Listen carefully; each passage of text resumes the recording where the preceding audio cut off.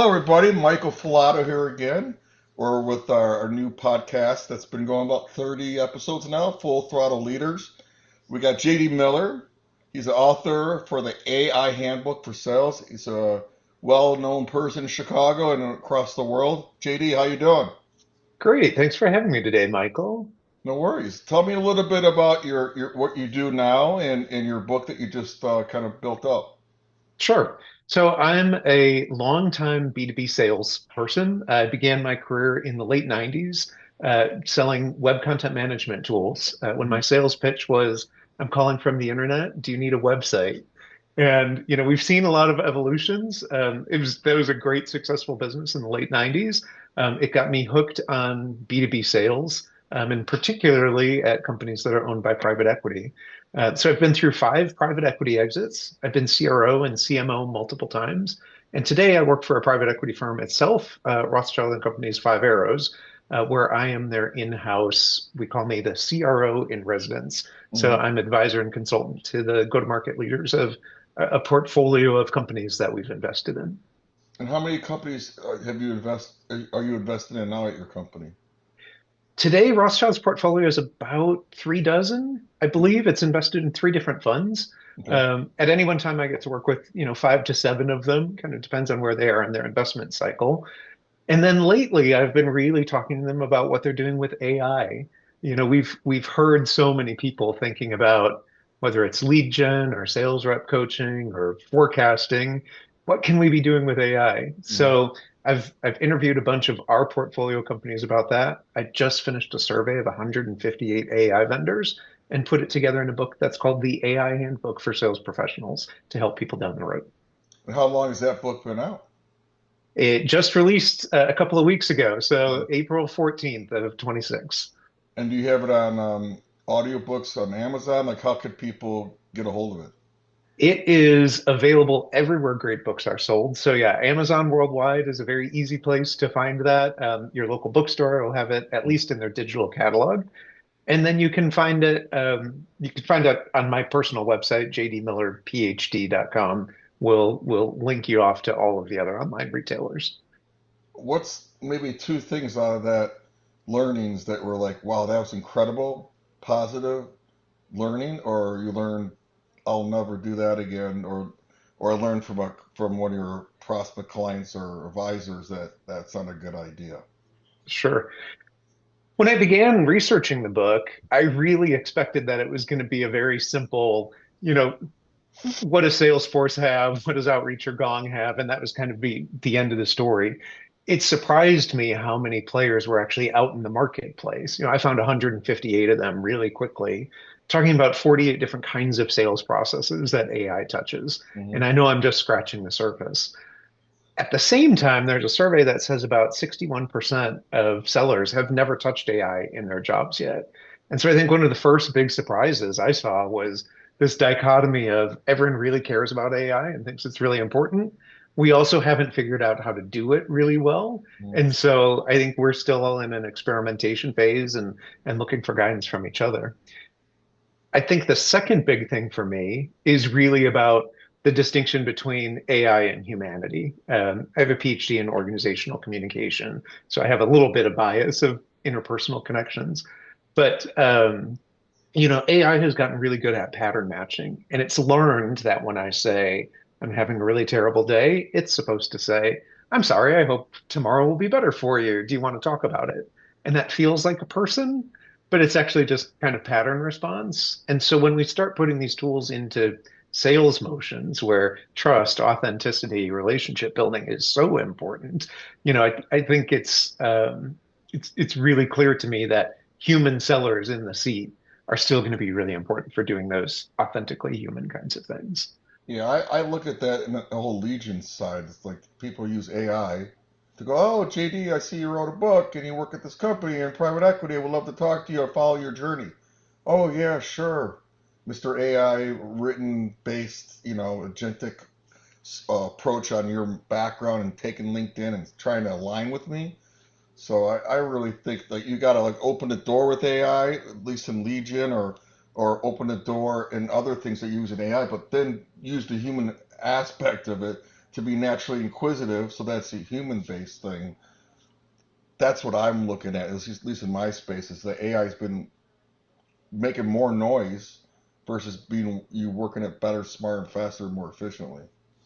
I think you're right. And I think it's really doing a good job of prospect research. Yeah. Get me a dossier on Yeah. Michael in 5 minutes, and that's awesome. I'm really curious, you and I have been in this business for a long time, so we already have tons of podcasts and tons of blog articles and all sorts of things in the world that tells you who we are authentically. I'm really curious about the newer professionals who are just coming out of college that haven't produced any of that material on their own, and are only going to be publishing, writing, and speaking the words that AI has generated for them. And so I'm really curious, how they're going to develop their own unique skill sets, personalities, and careers over the next couple of decades. Have you monkeyed with like I just tried doing Delphi.ai, which is a digital twin, I and I actually wanted to ask you about that. As I was doing my research on you, I had a brief chat with your digital twin, yeah. and I don't know you that well, so I don't know how accurately it's speaking in your voice. Uh, It certainly is very confident in advice and kind of moving your sales pitches forward. But what's your experience of it? I like it pretty much. I mean, I think it's a lot of if it's a self-serve model, right? And I want to buy something, it could solve a lot of problems. I think when it becomes into a strategy, analytics, tools, my personality, it could help open the door again, take some displacement of time away, but it's not going to be the end all be all. I think it's really, really good for self-serve solutions, technologies, low ticket things. Like if you want to ask something right away with versus doing a chatbot, I think that's just so archaic. I'd rather Hmm. hear someone's voice and talk to them like a human versus typing something in those little live help things. But yeah, I love it. I haven't done like the whole enterprise model. I just kind of started and screwed around with it. I'm doing actually have another PhD. This guy named Michael Becker that's doing a digital twin roundtable that you should join. Then if you thought that was interesting, that digital twin stuff, you'd probably love talking to Michael Becker too, because you I guys. think it'd be really interesting. There's a story I told in the book. I wound up doing case studies, across lots of different folks, but there was a company I interviewed who said they had a key founder of the company that was going to be moving on to something new, and they sat him down with maybe a tool like that for Yeah. about 3 weeks, interviewed, listened to his key stories, listened to him talk about, product demos and ways to overcome objections. And now that the founder has moved on to the next role, he still has this sort of digital Twin. twin. That's an Maybe awesome it's a chatbot or something like that. idea. That current employees can say, what would Michael do, and get, a little bit of coaching. And I think it's been a helpful, onboarding and coaching tool for different folks. Yeah, that's actually a great idea. I thought actually my dad lives in Yorkville, not too far from you, and like, why don't I ask my dad a bunch of questions and have it kind of creepy, a little bit spooky, but also sentimental to have my dad live forever conversation like you saw in movies. Like Superman's a good example of that.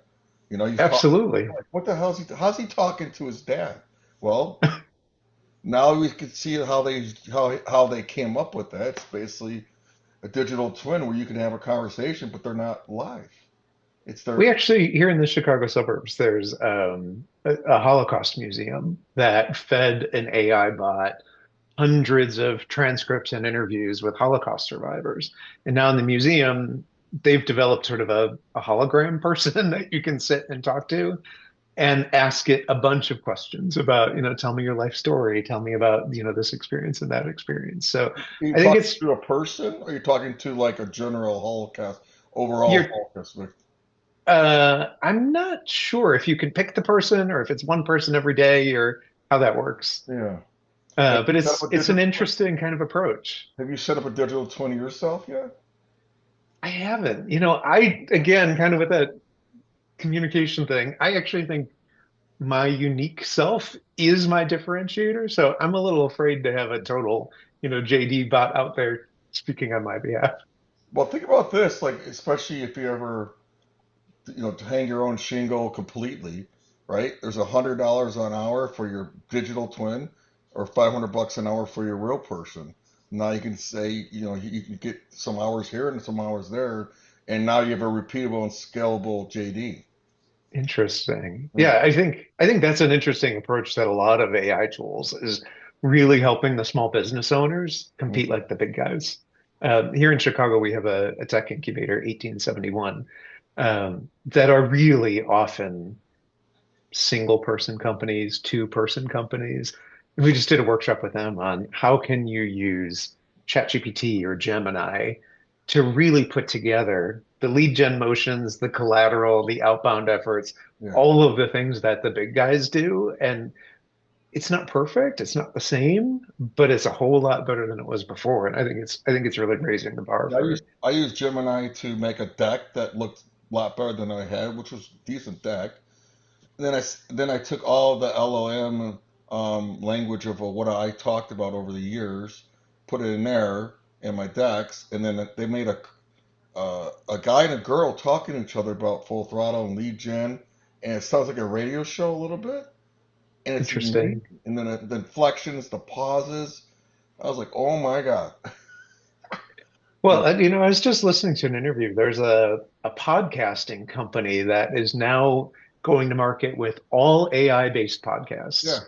And they said they have about 6,000 shows right now that are really niche topics. And so they're like, how many people really care about organic gardening on rooftops in Chicago? Maybe there's four people that would care about that kind of podcast. And so mainstream media, you wouldn't put a show together. Right. But with them, they've created an AI bot and they've said, here's that very niche topic.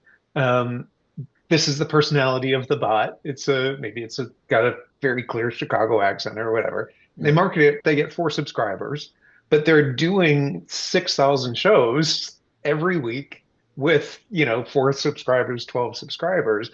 And the ad revenue they get from all of these little micro podcasts is sustaining them as a business. It's It's really it's interesting. landing pages with audio. Yeah, exactly. Awesome. Well, who do you want to reach out to to basically engage either with you as JD or you as your private equity um, company? Yeah, so I am a go-to-market specialist, specifically work on, boards of directors or coaching to CMOs and CROs. So you'll find me at jdmillerphd.com. Mhm. Whether you're a tech company looking for a board member who knows something about sales, or you're a sales leader that's looking for, strategy and advice, that's where you would work with me directly. Mhm. But I've also really tried to share that knowledge as widely as I can. And so we've got the first book is the CRO's Guide to Winning in Private Equity, and now this new book, the AI Handbook for Sales Professionals, is Mhm. really how we scale further than just a conversation with me. Well, awesome, JD. I appreciate you being on the show, and we look forward to continue the conversation. And I'll send you some context around other things that you might be interested on the digital twin stuff from other people that I'm doing it with. Thanks for having me, Michael. It's good to talk with you.